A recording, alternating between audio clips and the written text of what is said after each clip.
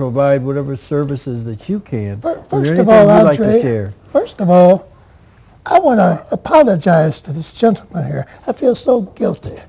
I'm sitting over there on Guam and Tinian having a ball, picnic. I'm in the service. Nothing to do. Find something to do, our officers tell us.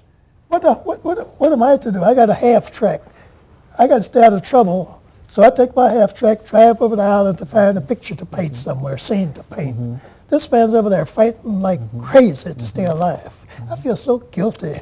But you shouldn't feel guilty. Yes, I do, because part of the problem was the fact that we were not allowed to participate. I realize that, and that's the point I'm trying to make. Right. That's the point I'm trying to make. So in a sense, I guess it was a blessing. Andre, we were trained to be fighters and killers in the service. That's what they train you for in the service.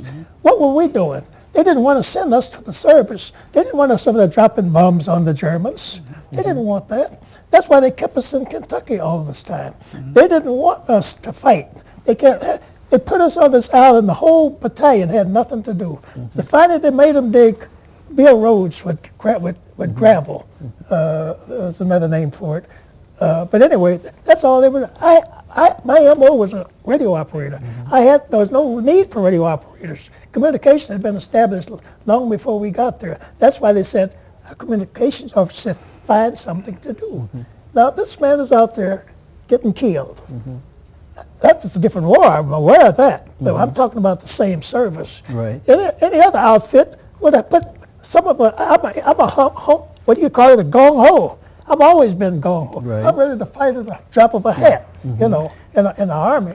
Do you think I ever got that opportunity? Andre, may I say to Mr. Robinson, please don't feel guilty, because I'll tell you why. I'm not really guilty. I just feel ashamed. The service that you provided, the groundwork that you laid during your time in the service, it was making the impact and the impression so that when my generation came along, we were not denied the privilege to be commanders, to be in charge of fire support elements, and to do those things that are considered the limelight and the things that gains you a lot of medals in the service. But if you had laid the groundwork then perhaps I would not have been in a position to do what I did at that time. So I thank you on my behalf. But you know, in so many ways, we have a strong contrast.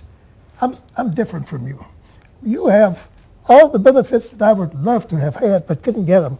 I was born during the Depression, 1933. I was born in 1922 and lived through the Great Depression. We were very poor people. My education ended half a year in the third year of high school. That's the only formal education I ever got. I've had much training since then, but formal education, the half of the third year of high school in Chicago. How did I get into the bomber group? I had a high IQ. That's what got me in. It wasn't education. I had a high IQ. I met guys in there, for example, right now, I suppose he's retired now. He was a Supreme Court Justice, Otis M. Smith in the state of Michigan. Did you know him? Yes, I've heard of him. Well, me and him we were both radio operators. And he taught me to learn how to survive, he said, nobody's going to fail in this outfit. The guys who know are going to teach the guys that don't know. And Smith and a couple of other guys of his quality helped all of us guys like me to learn the procedures. And that's how I happened to be successful. I was pretty smart, but we had things that I didn't know about that Smitty taught me. See? So there's not, like you said, one guy teaches the other. One era teaches another. Smitty taught me. My services taught you to learn, to understand some of the inequities. So you're right. I have no reason to apologize. We learn from each other. That's right. And we all play a role. We all play a role. I mean, he's standing on your shoulders, and you were standing on someone else's shoulders. Like I said, I flew with Jackie James when he was a lieutenant. He was my pilot in the bomber group. So, yes, we had an experience that was different. Your educational background, I'm proud of it. God, I wish I could have done that. Even I wish I could have done Andre's. I felt like I didn't need education. I thought I knew everything, you know. And I've been successful all my life. Yes, you have. I've never collected one dime of any kind of money unless it was my own that I had worked for. And I raised 6 children. Wonderful. We had 2 boats, 2 cars, motor home, everything. Wonderful. I was the only guy on the block with 6 kids with 2 cars, motor home. It wasn't nothing. It was just something that we needed to take care of my family. And I was a hard-working man. But the key is, Randy, you've always cared for people. I've always You've cared. always been independent. You don't have your hand out trying to get a handout. You always got your hand out to help somebody else. I have given. And put a pat on the back of young folks as well as adults to encourage them. And believe me, that's just as important as having an education. There are a lot of people with educations, with degrees, that haven't done 1/10 of the things that you've done without a degree. Absolutely. And that's the role that we have in terms of trying to leave our footprints in the sand of life for others to follow, so that they don't have to walk in the deep sands of life. Absolutely. By your walking in the deep sands, it then allowed James to be able to walk farther and faster because you had already left the footprints in the military in terms of the accomplishments that you made by being there and being successful and proving that blacks can fly. Absolutely. I'm trying to think who the president was whose wife flew in the plane of the Roosevelt. first. It was Eleanor, yes. Right. She flew with a guy from Chicago. And I know she jumped in the plane of one of the black pilots, and everybody probably was holding their breath. Oh, my Lord, the first lady in there with a black man, he don't know how to fly. But once he showed that he could fly to her, a whole lot of attitudes changed. Absolutely. As a result of her taking that step by, in a sense, sacrificing her life to show that, hey, I feel comfortable in flying with a black pilot, and if I can do it, then maybe America ought to recognize that they too can fly. Absolutely. You know, so all of these little things, as insignificant as they may seem at the time, have laid a brick of progress down the road of progress. And as I said, I'm just happy that the two of you are here to share your stories, your frustrations, as well as your accomplishments, because I think it's important that people know and recognize that, as I said, all soldiers, regardless of their color, have served. Absolutely. But black soldiers, for the most part, have served, and while even serving, were under segregated services. I'm certain when you went into town, you were probably told, I don't care what kind of uniform you got on, you still can't come in here and eat and that kind of stuff. So, and boy, you talk about a slap in the face. I mean, that's a real slap in the face to know that you either volunteered or were drafted to be in the military.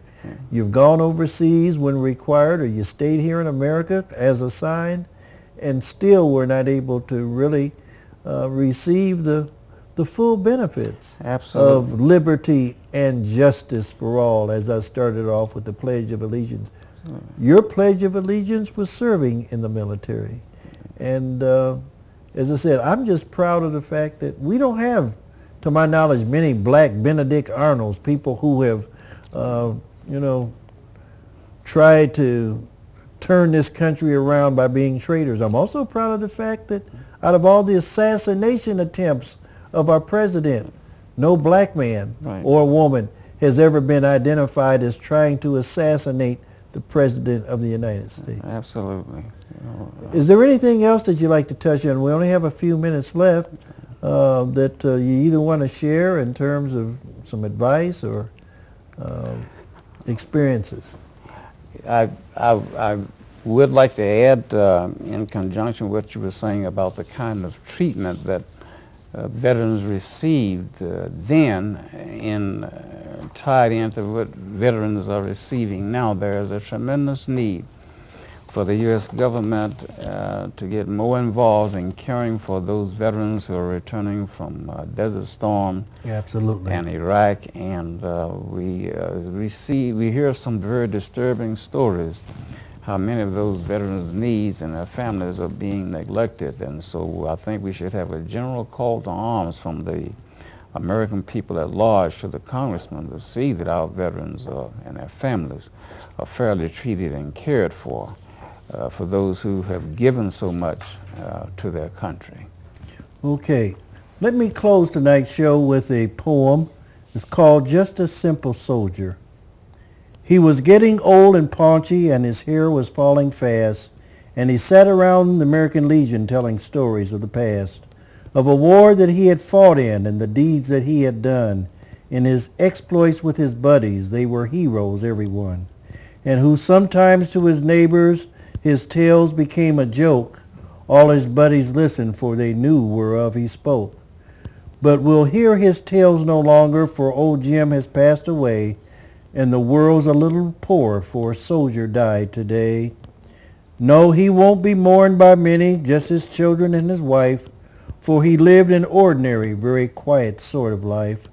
He held a job and raised a family, quietly going on his way, and the world won't note his passing, though a soldier died today. When politicians leave this earth, their bodies lie in state, while thousands note their passing and proclaim that they were great. Papers tell of their life stories from the time that they were young, but the passing of a soldier goes unnoticed and unsung. Is the greatest contribution to the welfare of our land some person who breaks his promise and cons his fellow man? Or the ordinary fellow in times of war and strife goes off to serve his country and offers up his life?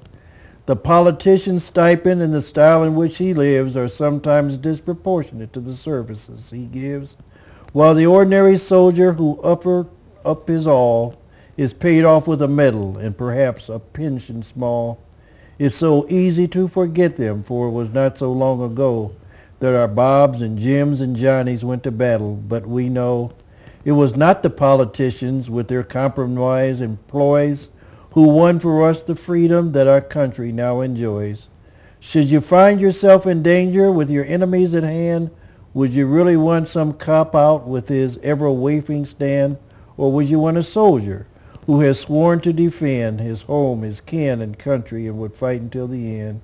He was just a common soldier, and his ranks are growing thin, but his presence should remind us we may need his like again.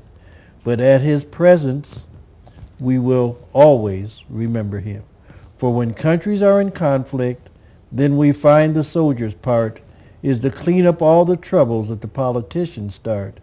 If we cannot do him honor while he's here to hear the praise, then at least let's give him homage in the ending of his days. Perhaps a simple headline in the paper that might say, "Our country is in mourning, for another soldier passed away." This is Andre Bohannon. In behalf of PCCEO and our CAPtions family, we want to thank all of the service men and women for the services that they gave. Good night. See you next week.